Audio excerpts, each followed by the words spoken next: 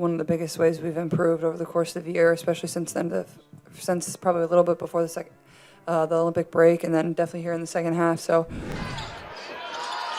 Austin gets it back to Clark, sidesteps Howard. She will launch and knock down a three.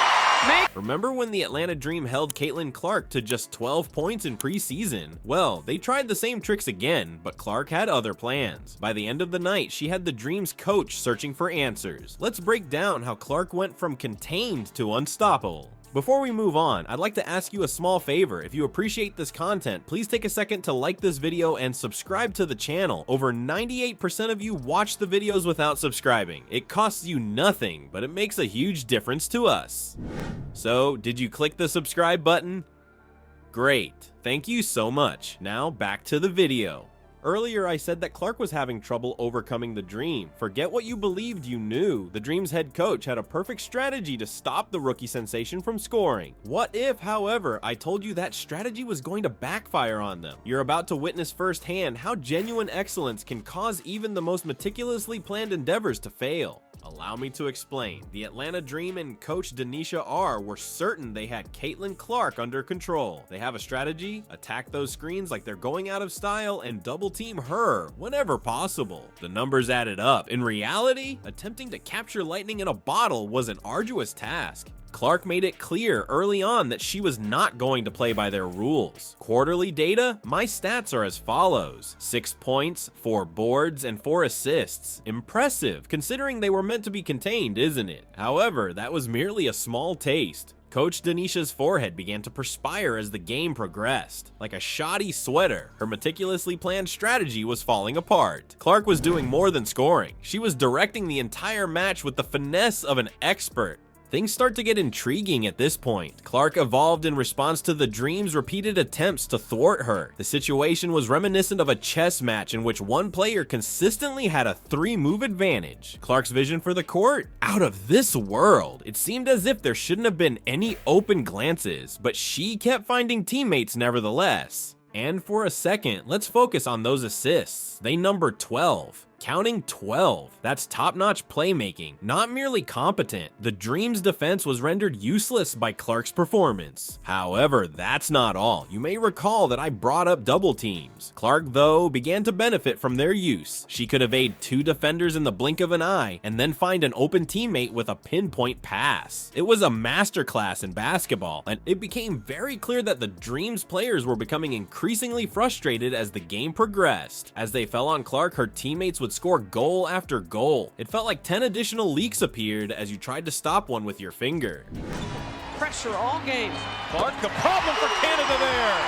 But when she gets separation, it's not a problem. What about Clark? She maintained her calm demeanor throughout. The ability to read defenses, make split-second judgments, and appear to make the correct play every time. Her ability to raise others around her was just as devastating to the Dream as her scoring prowess. Caitlin Clark isn't your typical first-year player, so you might think blitzing screens and double teaming would be enough to stop her. Even if the Dream's defense was terrible, Clark was brilliant in more ways than one. Her basketball intelligence was going to prove to be her greatest asset. When the Dream's coach was left dumbfounded by Clark's game-changing plays, what were they? The pick-and-roll game that Clark played with Aaliyah Boston deserves some discussion. The performance was more akin to that of a veteran duo than a pair of inexperienced players. Clark would be a magnet for defenders and then find Boston for easy baskets. Protecting the Dream, always falling behind, they appeared to be mired in quicksand. However, that's not all. When it came to court vision, Clark was unmatched. Did you mean 12 assists? That's top-notch playmaking, not merely competent. It seemed as if there shouldn't have been any open glances, but she kept finding teammates nevertheless. The abundance of gift-wrapped passes that Lexi Hull received made her feel like Christmas had come early.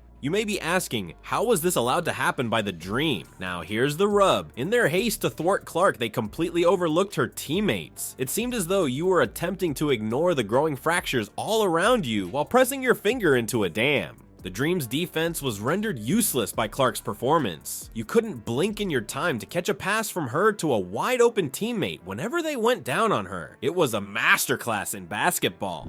She impacts the game in ways that's probably not going to show up on here. Obviously, she's 4 for 7 tonight, and that mid-range jump shot was huge that she made late too. So just really proud of her. One of the biggest ways we've improved over the course of the year, especially since probably a little bit before the Olympic break, and then definitely here in the second half. And we must not forget that Clark improved the performance of her entire team. She scored 12 points in a row during a pivotal period of the game. That's more than just carrying a team, it's carrying the entire squad and racing to the finish line at the same time. You could feel the Dream's anger rising. Their expressions and body language betrayed it. Clark's colleagues would consistently score despite their best efforts, since they would waste every opportunity to score. Drawing in smoke with your own hands was the best way to describe it. Good basketball. They're almost cheering for both teams, it feels like. They're all standing up there at the end.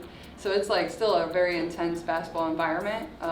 Yeah, I mean, obviously it's not going to really translate anything skill-wise, but I think having good relationships with your teammates is super important, I think. Clark's basketball intelligence shone through. She was doing more than simply responding to the defense. She was planning plays 3 steps ahead of time. It was like if an amateur were observing a chess grandmaster play with a toy. Clark increased his influence as the game progressed. She was dictating the tempo of the game with her assists and goals. The Dream's defense was like a beach umbrella trying to avert a tsunami. With Clark's apparent ease, she was about to take it to a whole new level. Within minutes, she would accomplish an incredible achievement that would astound both sides. Which incredible solo run did Clark have that established her superiority? Everyone was left stunned by Clark's performance, so let's speak about it. Time was of the essence, and Clark resolved to prove that she is more than just another rookie as the pressure increased. She had a scoring run of 12 points in a row to propel her squad to victory. It was an 8-0 run that sent the Dream's defense into a tailspin.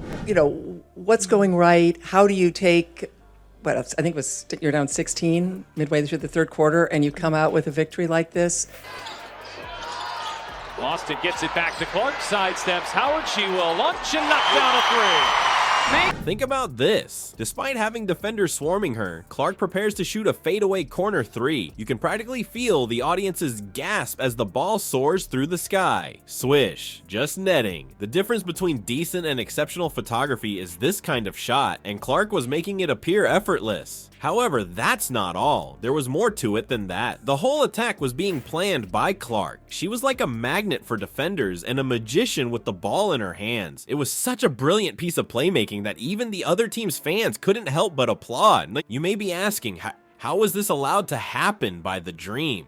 Let me tell you something, everything was exhausted. 2 teams, Clark separated them. Possible pitfalls, she'd locate the available male. It was like if a grandmaster of chess were competing against a group of amateur checkers players. No matter what, Clark was always a step ahead. We should also discuss the results of this run. The scoreboard wasn't the only thing that mattered. With each basket that Clark scored or assisted, you could feel the confidence of the Dream slipping away. Their meticulously planned strategy was falling apart like a shoddy sweater in the washing machine. Her comrades rode the wave of her enthusiasm. Her plays always seemed to inspire them to stand taller and play harder. The team seemed to catch Clark's genius fever and let it run rampant. On the bench, the Dream's coach was paralyzed with shock. When a newbie is acting like an old hand and destroying your well-prepared plans, what can you do? A coaching nightmare was playing out in front of our very eyes. With the last buzzer sounded, the statistics sheet revealed the tale. Overwhelmingly, Clark finished with 26 points and 12 assists. However, her influence on the game was much more than those statistics suggest. She did more than defeat the Dream's protection. She rendered it useless. Put it in your mind, in prior meetings, this is a squad that had little trouble beating Clark. They were certain they had the ideal strategy to keep her under control, but there she was, raking up statistics that would have made the league's most seasoned players green with envy.